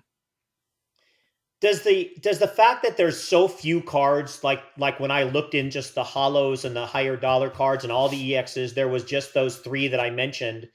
Does it make them worth anything more? I mean, could you say, you might say normally no, it's just two words on the top of the card, but you might also say no, they would be put into decks because of they were a little different, and so potentially there was more of them used, more of them played, and so they might be worth more these days. No, I don't think any of the Delta Species Pokemon, at least none that come to mind, were very, very big players in the game. Um, none that I'm thinking of where it's like, oh, like most copies of this are going to be played. It was just an interesting mechanic that people could use to make decks if they wanted to, but I don't think any Delta Species deck ever made it to the top levels of play where everyone would be searching out a certain type of card. There may be some people who collect Delta Species, but I think there are enough in the minority where, the fact that there's a Delta Species Charizard, the fact that it's a Charizard is going to be its selling point way more than the fact it's going to be a Delta Species. Just looking here, in Dragon Frontiers, the following set, almost every Pokemon in the set is a Delta Species card there. So this did keep going for a few sets. So you'll look at Crystal Guardians. Crystal Guardians, I think, is one of the lower number of Delta Species Pokemon for the sets that have it. I mean, just looking here, Holland Phantoms had a lot. Obviously, the Delta Species set itself had a lot. It was something that kept going for a little while, but it's not going to add a huge amount of value to cards because they're Delta Species. Is there anything comparable today? So, here's a set. We actually have a Delta Species set. And then this is not a Delta Species set. This is a Crystal Guardian set where we've got Delta Species cards inside it. Do we have something comparable where there's, a set and then there's some leftover of these types that's now put in other sets? Nothing that I can really think of, because of the fact that nowadays it seems like all of these cool, interesting things are just reserved for the higher rarities, because we have those EX cards. EX cards now are a lot more common than EX cards were back in the day, because back in the day, obviously, in Crystal Guardians, you had the EX cards and then there were the 2 gold stars above it, but the EX cards were still pretty heavy chase cards for the set. Whereas now the EX cards are fairly common, they're not really worth very much. And then it's those full arts and extra stuff that you're chasing. So even though stuff like terrestrialized Pokemon, which was a game mechanic which has come through, that spread out across sets, that I believe is again just reserved for EX Pokemon. It's not like there's common and uncommon Pokemon that you get. Paradox Rift, we've started seeing those past and future Pokemon because of the past and future mechanic of the latest games. I don't know how much of that's going to continue to be a theme throughout the sets. I guess Fusion Strike was another mechanic where, well, in the set Fusion Strike, you had Fusion Strike, Single Strike, first, what was it, Single Strike or Battle Strike Pokemon, I think was maybe the other one. That sounds wrong, but something like that. Anyway, that went across a couple of sets, but they never seem to have made the impact or made like the trying to think of the right word. They don't seem as iconic, I guess, as Delta Species. Like, a lot of people remember Delta Species just because of how they looked and stuff. I don't think there's anything like that today where people would be saying, I'm going to collect all Single Strike Pokemon or whatever, like some people will collect Delta Species. Okay. Yeah, please put up those pictures because I love the color borders in the Crystal Guardian set of the Delta Species cards. They're just absolutely beautiful. Dan, you've used a word a few times, and I'm thinking of me. I'm thinking of James McCann, our winner. A lot of folks that follow us probably don't play the game. So terrestrialized. I mean, I feel like I'm watching, the Tyrannosaurus Rex movies of Jurassic Park.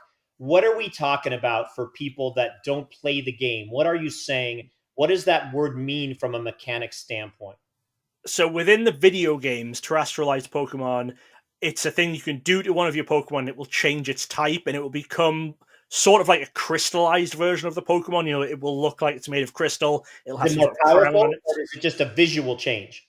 It becomes more powerful, I believe, and obviously changing its type makes it more effective against certain Pokemon, and it's no longer weak to the same things. Right. And then within the card game, that's represented as, say, we have a Charizard in Obsidian Flames, which is a dark type Pokemon, still uses fire energy to attack, but it's a dark type Pokemon, so it's not weak to the same things, and it's more powerful against different things than a fire type Charizard would be. Okay. Oh, that's good. Good explanation. Perfect. Thank you. Um, and then I did want to say, just because as you're talking, it reminded me that I think in maybe our last podcast, when we were talking about that Plasma Storm, we talked about ace spec cards, and I Yeah. did see some Pokemon in the news thing that said that they showed that there's that new ace spec card or whatever is coming out in the one of the upcoming sets, and the maybe it's Yeah. already shown in the Japanese one, but it will be coming up in an English one as well. Yeah, they've previewed. I think it was 2 or 3 different A specs got previewed in Japanese, so they'll be in the next Japanese set. I don't know whether they'll be in our next main series set or the one after that, but they're coming up again very soon. I just think things like that are such cool mini little sets you could collect, you know? Hey, Yeah. so we'll go find 13 really beautiful older ones. And as newer ones are are evolving and put out there, introduced, we can put them in and have these 2 or 3 binder pages of all of these beautiful ace spec cards. It's kind of cool. So, Yeah. I will say for the last few things with Crystal Guardians, um, this is actually set. There was a time, especially around the EX era, where there was a lot of lore built directly into the TCG, separate from the game. So Delta Species, like I said, were just a TCG mechanic. And right from Hall and Phantoms and Delta Species and stuff onwards, there was a whole world built that only existed in the TCG. So if you see the trainer cards and stuff from all of those sets towards the end of the EX era, I think it's from Delta Species up to Dragon Frontiers, I believe, a lot of the trainer cards will have similar looking themes when you're looking at them, similar style buildings and stuff. And if you look at the back in the Pokemon cards, the background of the Pokemon will be similar kind of themes because the idea is that all of these sets are set in this same set of islands or this own like special region that only exists within the TCG. Crystal Guardians was a one where it was set on a certain beach within this island, I believe, or within island, this island region, and that's why you're seeing within the Pokemon artwork, as well as in a lot of these trainers, a lot of these crystals that are growing there. That doesn't actually add anything mechanically or gameplay-wise. It's just a really nice aesthetic feature that they use to draw all of the cards from this set together. And honestly, it feels like they don't do that as much now. I mean, I think with I think Breakthrough and stuff from the Sun and Moon era, you kind of had that idea of the parallel worlds and the rift between worlds, but I really don't think you see it as prominently as you do within these EX era sets, and especially something like Crystal Guardians, where the idea is so heavily flowing through all of the artwork within the set. I think it's a really, really beautiful set. very nice. And you told me something before the podcast about how beautiful a set it is. Yeah, it's actually Laura's favorite set. Yeah. Crystal Guardians, and then I think Delta Species is her second favorite set as well. Very cool. Laura loves the EX era, and yeah, just this one, the bold, bright colors and stuff within all of the artwork. It's just a really, really nice one. So, Dan, I've got to ask, since it's Laura's favorite set, does she or you or either one of you, the two of you together, have the set complete? I don't. Because it was still kind of in stores as I got back into the game. So I got a few packs of it, but I got back into the game a few sets into the Diamond and Pearl era. So some stores still had some packs of Crystal Guardians, but I wasn't buying as many of those as I was with the new Diamond and Pearl stuff. Let me actually check Laura's binder. So looks like Laura has quite a lot of the set complete, but is still missing few reverses, it looks like, but not very many. God, if Laura ever watches this and finds out that you went into her binder, I can't even imagine which couch you're sleeping on that night.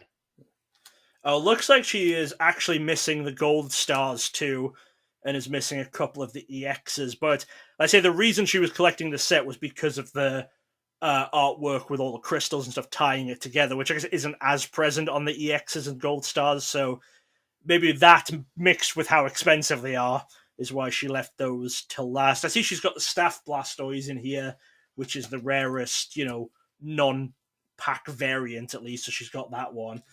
Looks actually like most of the non-pack variants are in here. So few reverses and then those stars and a couple of EXs still to go for Laura. Okay. You know what you can do, Dan? Can you hear me right now? I can hear you. Okay.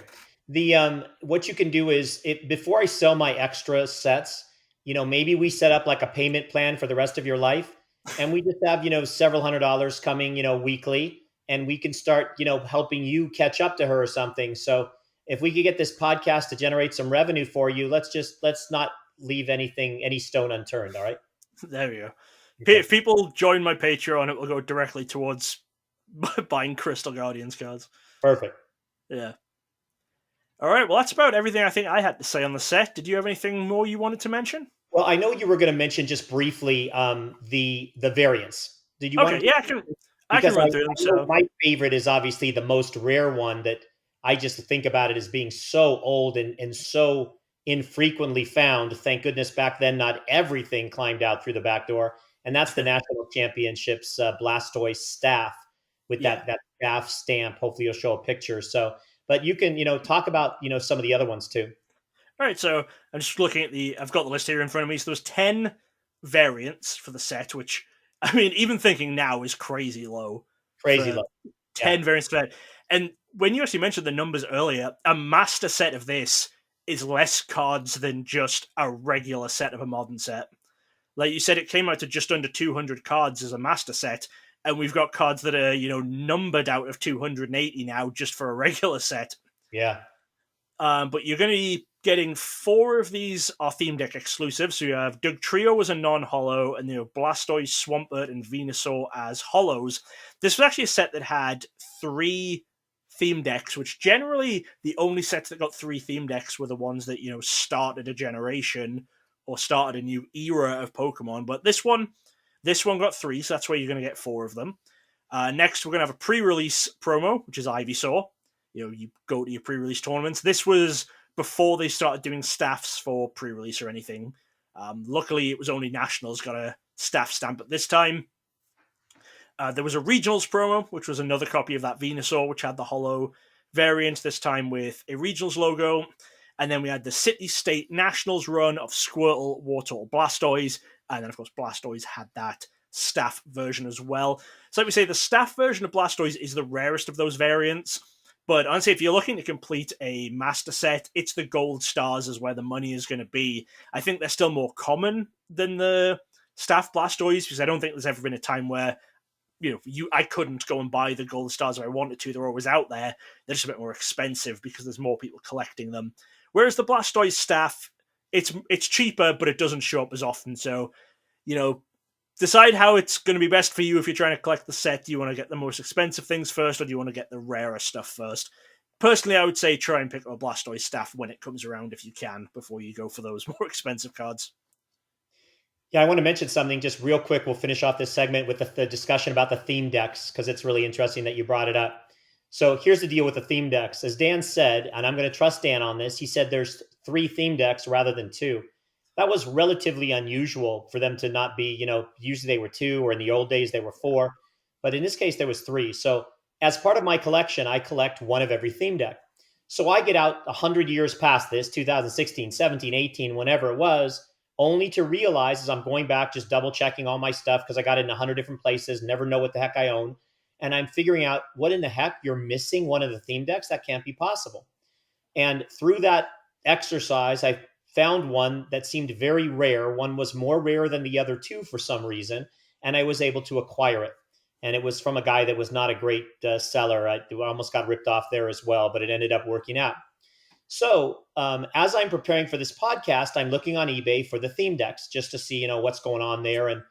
And I see a couple things. I see 2 different theme decks. I think one's called Storm Surge and one is Cyclone, or I don't remember what they were. Yeah. And I also saw somebody had a theme deck case of 8 decks. And I thought to myself, how does that make any sense? I must be mistaking. I must be misremembering how I actually was missing a third one. This might not be the set I was thinking of. Because how can you have 8 decks in a theme deck case and 2 for sale? And I never saw the third one, which again, it may just not be out there because it is so rare and it was a shoot at a different time, or I don't really understand it. But if this indeed is the right set and the thing I'm thinking of, and Dan's saying it correctly, it was the one I was missing of all of the theme decks I had that I had to figure out, and was much, much more rare than the other 2, which were still findable. And then I was able to find it and buy it. Does Yeah, that? I don't know what the reason was, but it was that one of the 3 was rarer than the other 2. It was the one that didn't come in those bricks of 8. It came separately.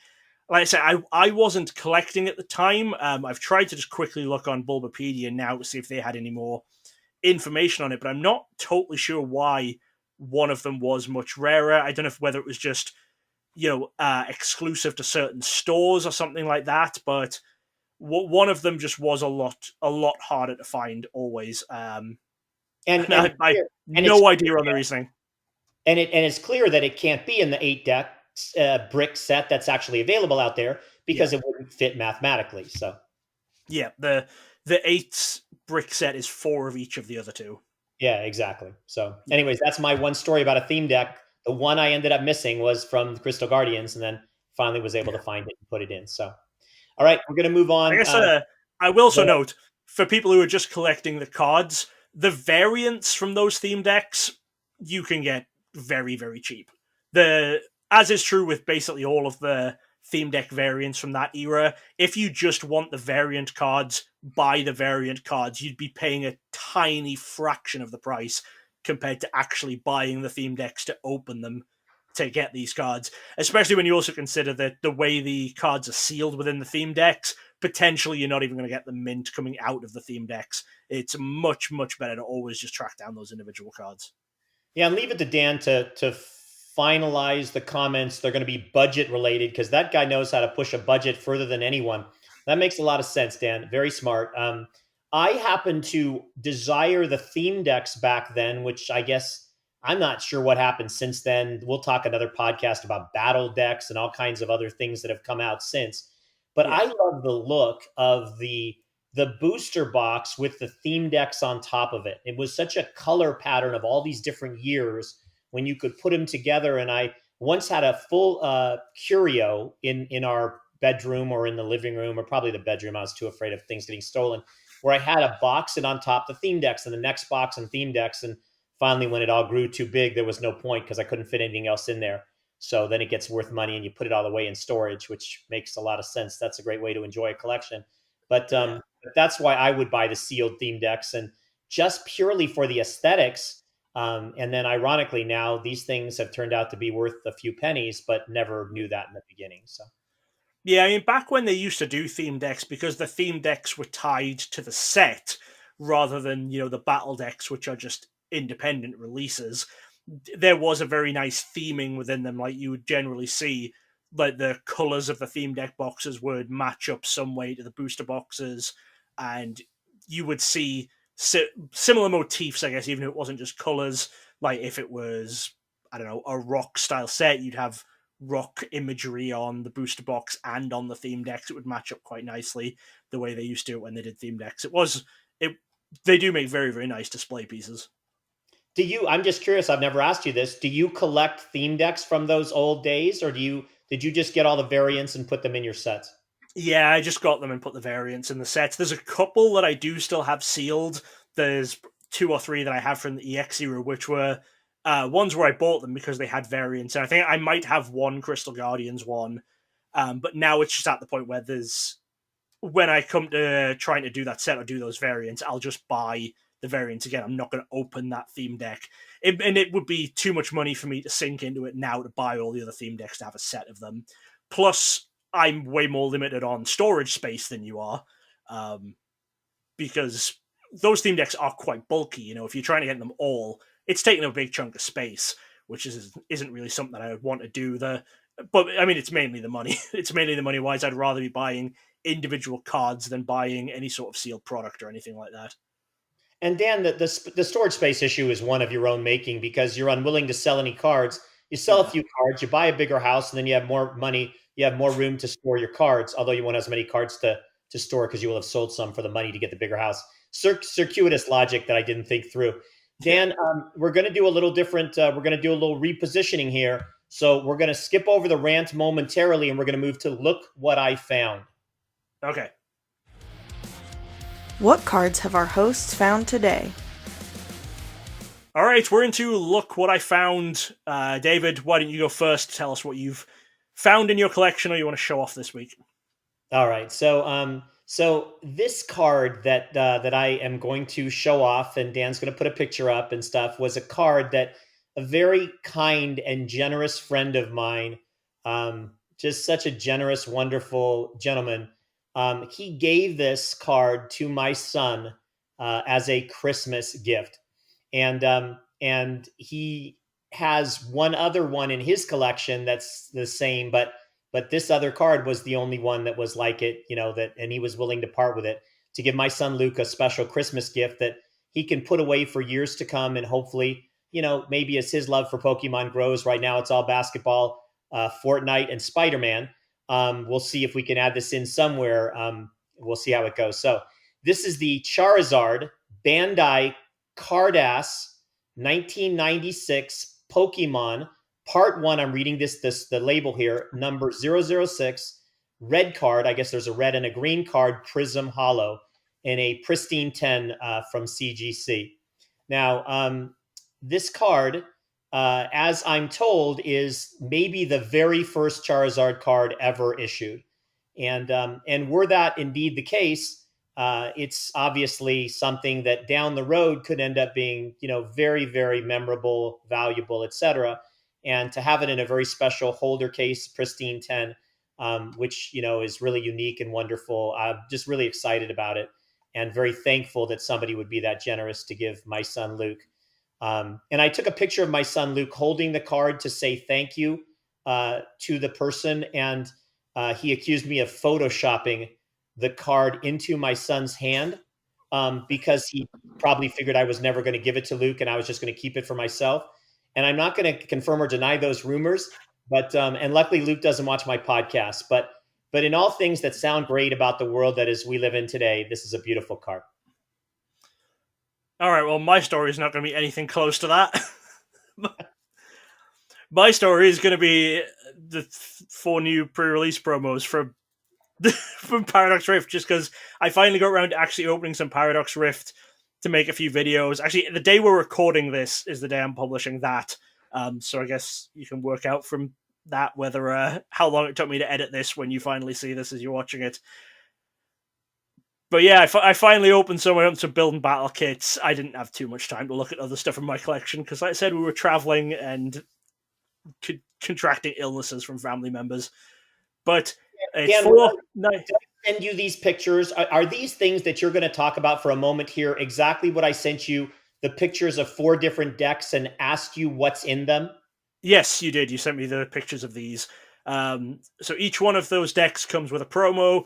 There's 4 different promos, and then within the decks themselves, there will likely be some non-holo variants. I haven't actually opened my decks. Mine are still also here together as decks. I need to still open them and figure out the variants and stuff, but that's what those are. That's where they come from. I know you and me were talking about the idea of build and battle kits versus pre-release kits. Build and battle kits are basically the same as what pre-release kits used to be. They just changed the naming on them because now, after the pre-release, stores can order more and stores can continue to sell them. And also places like GameStop can get these in. Obviously, GameStop can't run a pre-release, but once the set actually releases, build and battle kits are now a product that GameStop can sell. So they didn't want to have it called pre-release kit and still be trying to sell it after the release, So it's now just a pre-release event used as a build and battle kit rather than it being called a pre-release kit. Dan, when you talk about, and that's I appreciate that clarification because it's really something I had no idea about. When you talk about inside those little decks, hold them up one more time while I'm chatting. Yeah. that the front card is the pre-release. One of each of the decks has one of the four, correct? Yep, correct. Then you say that inside they may have non-hollow variants. What does that mean? Why don't we know? And could you open Oh, all four and not get any non-hollow no, variants? no. I don't know for this set because I haven't specifically opened this set yet. Okay. People who've opened these will know the basically the way it works. So this one is, say, this is the Chi Yu deck. This is the Chi Yu promo. In here, there's going to be two halves of a deck. The first half of the deck is going to be the Chi Yu deck, and then the other half is going to be one of the other three at random. Obviously, Chi Yu is the only promo you get, but the other half of this deck will either be Iron Bundle, Age of Slash, or Xatu themed. And so if you open one of each of the four, if there are any non-hollow variants that exist, you will get them. It's just I don't know for definite if they have made any for this set or not yet, because I haven't personally opened mine. So the contents, no matter if Dan opens it, David opens it, or Pikachu opens it, they're all the same. Yep, so like I say, if you open this one, if we open Chi Yu, the first half of the cards are going to be the same, and then the second half will be either Iron Bundle, Age of Slash, or Xatu themed. So, like, if I open Iron Bundle, the first half of the cards there are the Iron Bundle half of the deck, so the second half of the cards here could be the same as the first half of the cards in this one. Okay. And then the pre-release staff cards, which you're not holding at this point, do the four of them always come together in a sealed pack? Yes, they do now. The four of them will come. It'll be a sealed cellophane pack with one of each of the four in. And obviously those are exclusive to the store pre-release tournaments. Only judges and organizers can get those. Those aren't out at GameStop or anything like that. Those are only for the pre-release tournaments.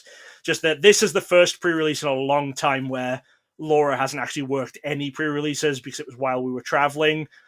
She was running a regionals, and then we had my brother's wedding and stuff. So we still need to pick up those staff ones, which is why I don't have them here to hand. But I'll put some pictures up. Got it. Perfect. Yeah. All right. So there is now, there's even distribution of the four different staff promos. Okay, good. Yeah. All right, look what I found. We're going to skip and we're going to TCG in the news. Do we have any TCG in the news? I have two things, yes. You're going to have to be quick. I'm going to be quick. Any Pokemon in the news lately? Okay, guys, so TCG in the news, couple things. I had a comment from @Gigapuddy, Giggapuddi, who said, regarding Pokemon in the news, I saw that some fossil that was previously thought to be some sort of plant turned out to be a species of turtle, and they named it Turtwig after the Pokemon for the plant shell similarities. I thought it cool that Pokemon culture is ingrained in the world of science and paleontology. That was a cool comment. Again, we talk about how much this hobby continues to just grow. And then Dan forgot, but he told me to make sure I remembered to tell him that he sent a wonderful link to me, and hopefully he'll put it in the. Oh yeah, I did. Yeah. So I'm going to have Dan put this in the comment, in the link, in the comments or in the video, whatever. This is spectacular. So this is what the title says. It says darts. The idea of throwing darts competition has officially peaked. Ricardo Pietrezca, I'm saying it wrong, Pietrezco, walks out to the Pokemon theme song as grown men in Pikachu onesies sing along. What a sport. It is an absolutely wonderful video. So find it, look at it. It's a little reel, basically, for 1 minute of him. Yeah, I genuinely forgot I sent you that. Yeah, my stepdad, when we were talking to them on Christmas Day, him and my mum sent me that link. So it's obviously in darts, all of the darts players will have professional nicknames when they play. And apparently this guy's nickname is Pikachu, and his jersey has like Pikachu written on it in the Pokemon font on the back. So yeah, his walkout music is the Pokemon theme song, and I'll make sure the link to the article with the video is in the description. It's very cool to watch. It's so cool because it actually makes me, I know it sounds stupid, but I'm just a kid. That's what it is. I'm laying on my deathbed. I'm still a kid. So basically it makes me just feel proud to be a part of the hobby. It's what it is. It's just the fun of the hobby and that it's been embraced by so many people. All right, Dan, I'm going to let you wrap up, and then I'm going to finish with my rant, which is completely unrelated to Pokemon.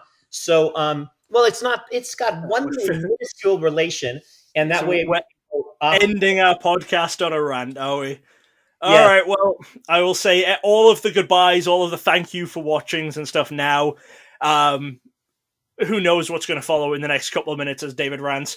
But this was another episode of Coffee Talks. We'll be back again properly in the new year with some more guests, maybe some fans, 5-minute segments. We'll figure that out.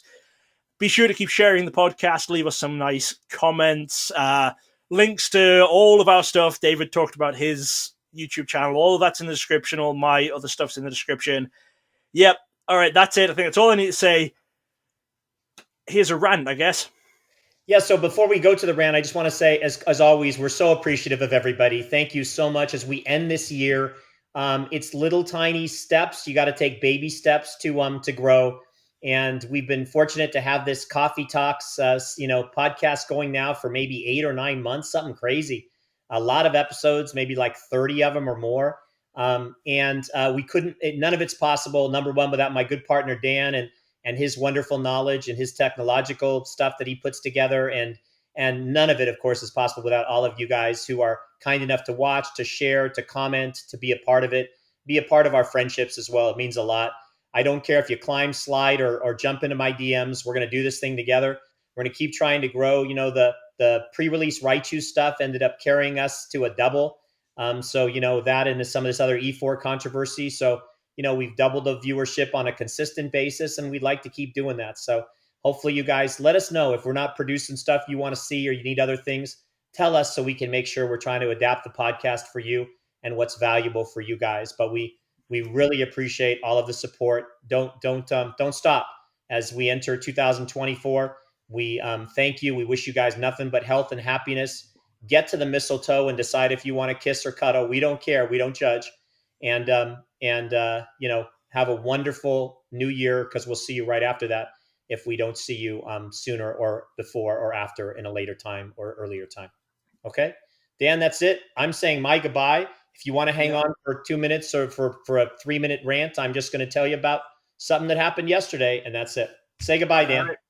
Goodbye. Oh, good. David has a rant coming on. All right, so it's rant time. Look, I'm gonna tell you about. I went to a restaurant yesterday, and here's what happened. So, I got some friends that come into town, and they're involved in Pokemon a little bit, and I decide to take them to the restaurant. So here's what goes on in a restaurant these days, and you guys know this. I don't know what's going on in the world. Okay, post-pandemic, everything has gone to complete heck in a handbasket. But number one is, should you even take anybody to a restaurant anymore? Should you recommend a restaurant? Okay, you can take somebody, you could take your family, whatever, but do you want to recommend a restaurant? We've had great experiences at the restaurant, my wife and I, so we think we're going to have a greater experience, give them a great experience. And from minute one, it all goes to heck. So, number one, the coffee comes out, whatever, and it's, too sweet for the people that are there. Well, I don't know. Then that dance begins, right? Is the coffee's too sweet? Or they just their palates don't think something that should be tasting good tastes good. I don't know, because I don't drink coffee. I have no idea. So then you get the dance that starts when they're looking at us and we're like, let's just get them back. Let's take them back. Oh, we don't want to do that. We'll just hang on to them. We'll just get some water and put water in there and, divert them down or whatever you do. And so, we don't know. So then the people come back and we're like, hey, maybe you could take these coffees. Oh, no, we're fine. And then you go back and forth with the restaurant, right? Because you don't know, do you want to be the bad person or not? All right, so then the food comes, right? Food is cold. Well, the French fries, you can tell they've been sitting there a while, whatever. So then that has to go back, because it's true. You're going to pay, these days, not $12 for a meal. It's $20, $25, $30. They're not, so they go back. They give me some new French fries, whatever. I order some eggs and some pastrami, okay? And I expect it to be mashed up. They go, you want an omelet? You want scrambled? What do you want? I go, scramble it all up in there. So they didn't scramble anything. I got the pastrami sitting next to the eggs. I go, look, I don't want to do this, but I mean, that's what you guys advertise. Take the thing back, make it the right way. So he goes, yeah, absolutely. Let me take that back for you. He goes to the kitchen. He brings back the eggs. And all they did was, in the kitchen, they took the eggs on the one side and the pastrami, and they just mashed it together. Now you're like, David, you don't know they did that. Yes, I do, because the applesauce that was on the plate had spilled over into the eggs, and it was strawberry applesauce. So there's strawberries in the eggs.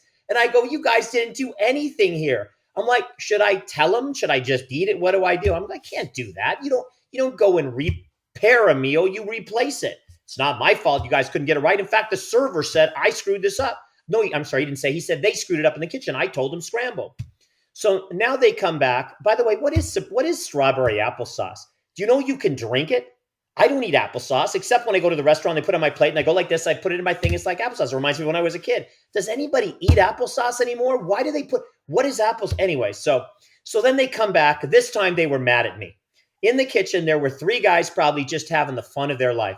They actually scrambled it all up and it turned into be corned beef hash. They just chopped and chopped and chopped and chopped and chopped the entire plate. You couldn't see the eggs anymore. So somebody back there had a fun time. What do? Do I say anything? I can't say anything at this point. I would have said something if I didn't have the guests over sitting there on the other side. They're guests, right? You don't want to embarrass yourself. You don't want to embarrass them. You try to take a little laid back deal. All right, that's it. The meal was what it was. It's fine. By the way, whenever you go to a restaurant, add chocolate chips, okay? They have donut pancakes. They're banana pancakes with a pink box donut on top. And then I always say, no matter how decadent it is sweets, just put on a bunch of chocolate chips and baste it all in there. And that's what they did. So this thing comes out sweet. That was great. By the way, the 4 food groups in the movie Elf, the most important one is syrup. Get syrup, stick it on. I do syrup. That's what I eat. The meal's done. The server comes back. He hadn't been there in an hour. My guest had asked for a refill of water an hour ago. He comes out and he goes, okay, so you guys all set? You know what I did for you is I took off those 2 coffees, because I know you didn't like them. I should have told him to take off the hash brown, the corned beef hash crud that I ate, but I didn't eat it. I basically threw it out. So, and then he stands over you because that's today's world. He stood over me with the iPad in his hand and he said, okay, give me the credit card. You can pay now, while I had to stand there figuring out the tip. What was I tipping for? The good meal? The great service? I don't know what I was tipping for, but you understand that little devil on my shoulder is just guilty and guilty. And what do? And how much do I give? And you can't leave this poor guy after I tipped and everything. He's like, God bless you guys, whatever. Have a wonderful holiday. So is it his fault? Is it not? I don't know. The cook's in the back. I can't basically it's just a meal, right? The recording software is going to cut you off in 45 seconds. I know it is. You don't think I can see it? 159, 20, 21, 22. I'm well aware of what's going on here, Dan. And that's my rant. If all that happens, okay, number 1, eat your applesauce or don't. Nobody knows why they make it. Number 2, maybe don't even recommend. Maybe just throw darts with a Pokemon theme to figure out where you're going to go to a restaurant. And number 3, stop standing over me for tips. I'll figure it out. I should have said, walk your ass away and I'll put the tip in when I'm ready. That's what I should have said. I might do it next time. I got to think about it. Take care, guys. Thanks for listening. That was this week's rant. Meaningless. We love you all. Happy New Year. Bye-bye. Thanks for listening to Koffee Talks with Dan Norton and David Person, featuring music by More Than Never and artwork by Laura Norton. A special shout out to all of our Patreon members. Join us again next time. But they don't want you to.